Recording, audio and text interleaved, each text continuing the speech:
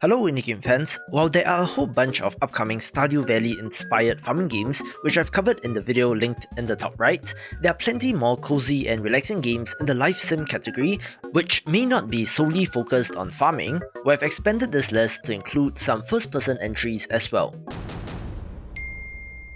Let's begin with Rolling Hills, Make Sushi, Make Friends, a long-in-development title that has you running a sushi restaurant in a small village filled with anthropomorphic animals. You can go fishing to get the freshest ingredients, grow veggies in the garden, and even automate your restaurant using robots, giving off some Animal Crossing vibes.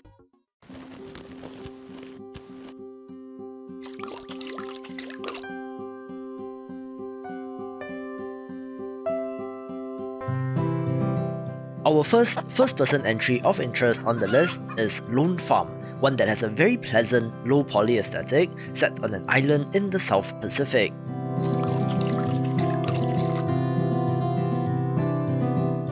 Interestingly, due to the first-person perspective, you must load up your truck with the veggies that you grow in order to sell them to the townspeople, so no magical shipping crates here.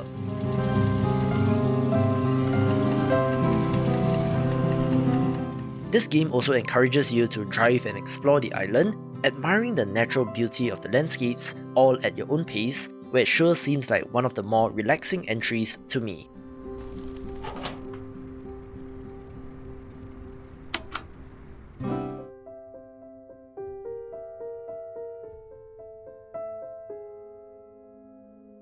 While Potion Permit does have that very familiar top-down perspective, this game has you filling the shoes of a chemist or a doctor, curing the illnesses of the various townspeople.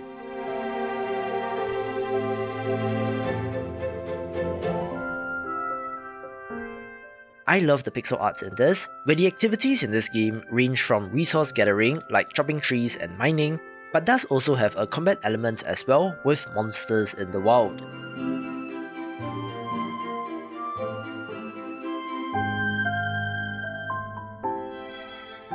It does also come to us from an Indonesian developer, so Southeast Asia represent, and should launch later this year.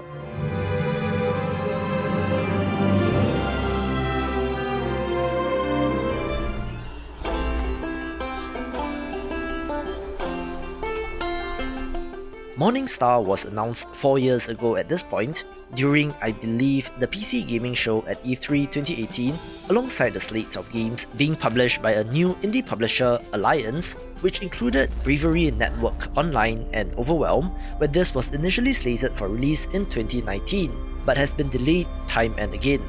What makes this interesting is that it takes place in a post-cyberpunk world where computers are soil and software seeds, and while not exactly a cozy game, it is one of interest and does have an updated release window of 2022.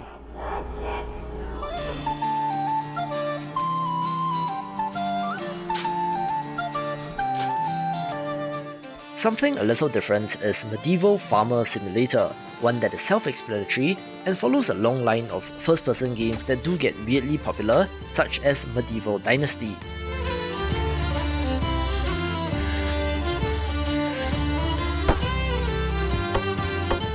However, the focus here is much more on the farming, so it's nice to go a little old school and to see what life was like then.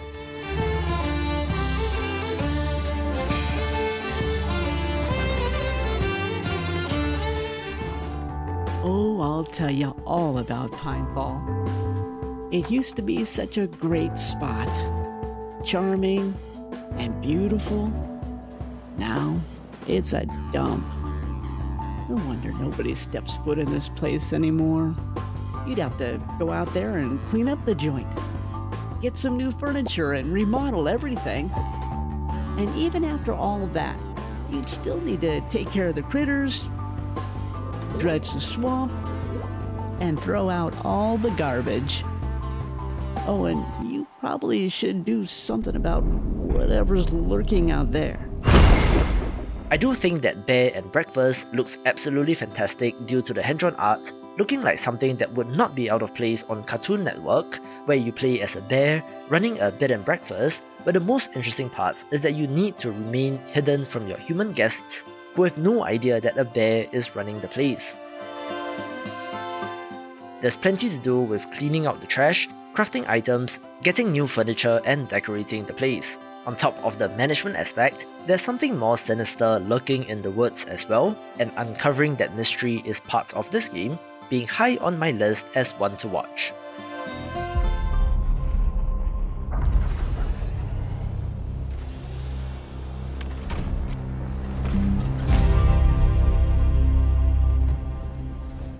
If you enjoy farming, how about farming with mechs? That is the premise of Lightyear Frontier, where you and up to 4 players work together to establish a base on an alien planet.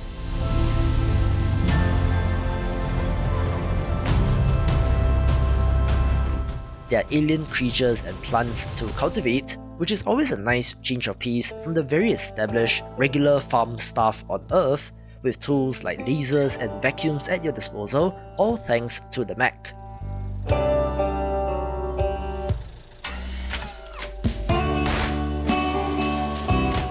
The art looks great as well, and despite there being mechs, I don't believe there's any combat element in this, so it is not like No Man's Sky looking like a clever idea.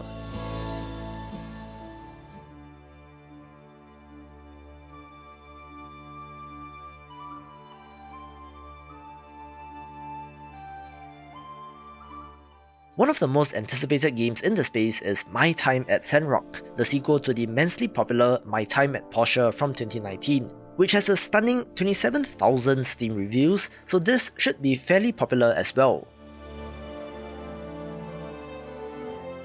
If you're not familiar, rather than a farmer or rancher in this series, you instead play as a builder, inheriting your grandfather's workshop in the first game and taking up this job in a desert town in the sequel. As a builder, it's more about crafting and building things for the townspeople, including furniture, machines, tools, and so on, even having to take on the occasional bridge repair or patching up buildings in town. The change in setting from a tropical island to a desert does look to freshen things up significantly, although the core of the experience in gathering resources, crafting items, completing missions, getting to know the townspeople, attending events, and even combat looks to be intact, where I'm curious about what the developers have added. Even if this game is more of the same but in a different setting, I do think that this will still be worth a play based on the quality alone.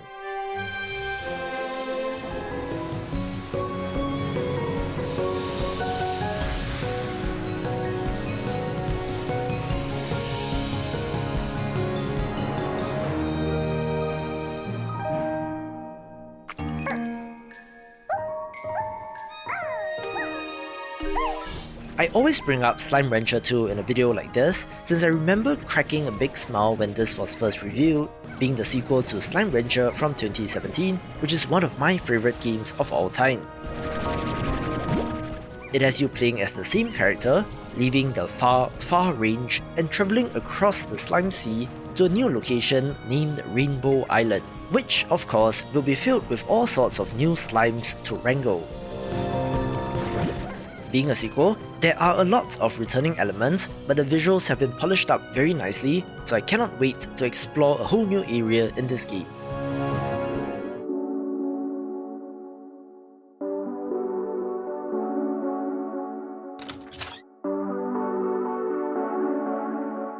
And of course, I do have to mention Haunted Chocolatier, just because this is the next title from developer Concerned Ape, the creator of Stardew Valley.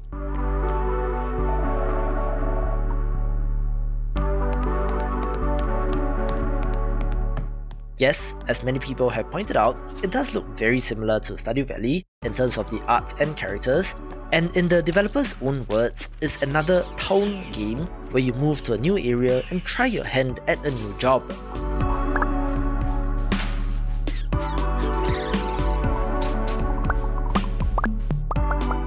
However, if you cannot already tell, you are not a farmer but do make chocolates instead, living in a haunted castle and enlisting the help of various spirits to make and sell said chocolate.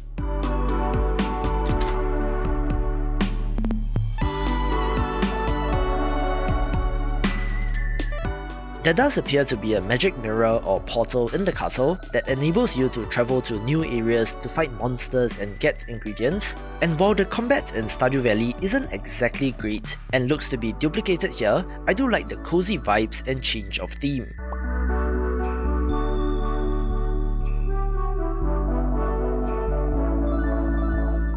The latest update on this is dated as Christmas Day 2021, where development is going on smoothly, but he's keeping the cards close to his chest, but you never bet against a developer like Eric Barone, taking the #1 spot.